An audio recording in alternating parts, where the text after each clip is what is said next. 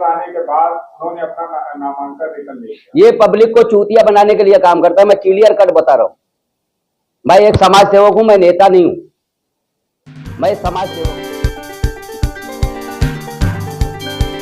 नमस्कार, आदाब। आइए बात करते हैं। भिवंडी शहर में चुनावी सरगर्मियां बड़ी तेजी से बढ़ रही हैं और इसी बीच पार्टियों के उम्मीदवार और अपक्ष उम्मीदवार कहीं ना कहीं मैदान में देखे जा रहे हैं। आइए मुलाकात करते हैं भिवंडी शहर के बहुचर्चित पत्रकार परशुराम पाल से। बहुजन समाज पार्टी के उम्मीदवार हैं और चुनाव निशान हाथी है। भिवंडी शहर में समस्याओं की कोई कमी नहीं है और परशुराम पाल ने समस्याओं को हल करने का प्रयास भी किया है, मगर आज़ाद भारत के बाद से आज तक जो राजनीति इस देश की रही है उसमें कहीं ना कहीं पावर की जरूरत होती है, तब जाकर आगे काम हो पाता है। अब आइए सुनते हैं परशुराम पाल ने क्या कहा। मैं सुल्तान कुरैशी के साथ खान पकड़ा। तो आए हुए हमारे न्यूज वाले सबका मैं आभार व्यक्त करता हूँ। इस बार भिवंडी विधानसभा में जो राष्ट्रीय पक्ष Bahujan Samaj party iron lady हमारी बहन कुमारी मायावती जी, इन्होंने जो हमको आदेश दिया है, थाना जिला के 18 विधानसभा में जो उम्मीदवार हमको देने का जो पावर दिया है, तो हमारे थाना जिला कमेटी के आदेश के वजह से मैंने भिवंडी लोकसभा अध्यक्ष के विधानसभा के वजह से मुझे आदेश दिला गया है, क्योंकि मेरा जो पद है, मैं भिवंडी लोकसभा अध्यक्ष हूँ।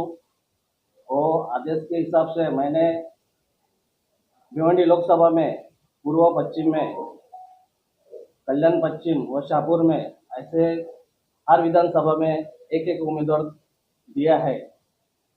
लेकिन हमारा उद्देश्य एक ही है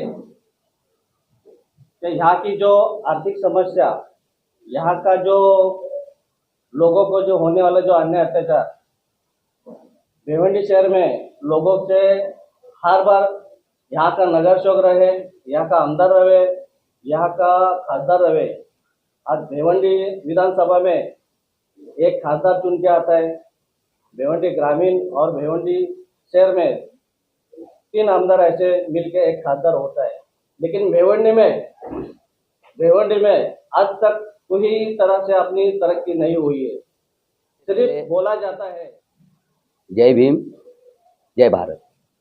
और यहाँ आए हुए हमारे सभी पत्रकार मित्र का मैं तहे दिल से धन्यवाद करता हूँ जो हमारे बुलाने पे आए। और इन लोगों का हमारे ऊपर बहुत ज़्यादा अब क्या कहना है कि भिवंडी के जो पत्रकार लोग हैं, इनका बहुत आशीर्वाद हमारे ऊपर है, क्योंकि जहाँ भी जो भी कदम मैं उठाता हूँ, जो भी कार्य करता हूँ, हमारे पत्रकार भाई हमारे साथ में खड़े हो जाते हैं और आज भी खड़े हैं। इसलिए उनका डबल से उनका धन्यवाद करता हूँ।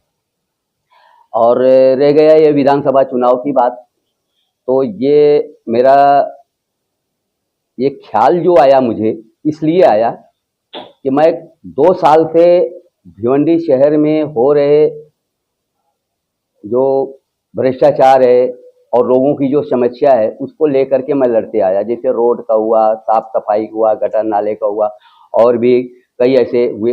तो इन सब चीज़ के लिए मैं लड़ते आ रहा था। तो मुझे ऐसा कहीं ना कहीं महसूस हो रहा था कि इसका पूरी जिम्मेदारी सिर्फ महानगर पालिका की नहीं है, इसमें कहीं ना कहीं नेता लोग इन्वॉल्व हैं और इनके दबाव में अधिकारी काम करते हैं। तो मुझे ऐसा लगा कि भिवंडी की बर्बादी के कारण भिवंडी के नेता है, तो अब क्यों नहीं कि मैं भी चुनाव लड़ूं।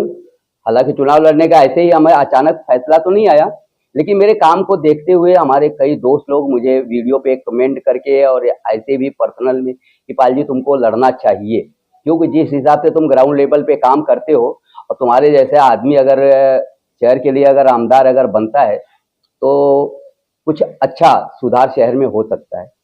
तो मैंने इसी वजह से, इसी उद्देश्य से मैं ये चुनाव लड़ रहा हूँ। तो मैंने सोचा कि ठीक है, अगर हमको भी अगर पावर मिलता है तो कहते हैं ना किसी एक पत्रकार ने हमारे न्यूज लगाया, उसमें लिखा था कि अकेला चना भाड़ नहीं फोड़ता। ये बात सच है, परंतु अकेला ही बंदा अगर चले तो उसके पीछे कारवां लग जाता है। हर आदमी के प्रभारी नसीम शेख से जब हमने बात किया तो उन्होंने बोला कि मैं ऊपर ऑर्डर मतलब बात करता हूं आपके टिकट के लिए। तो हालांकि ज़्यादा दिन हो गया, लेकिन एंड टाइम पे टिकट नॉमिनेशन करने से 3 दिन पहले हमको एक डिसीजन मिला कि भाई आपको जो है कि हमको ऑफर मिला कि आपको टिकट फाइनल है। बोला ठीक है।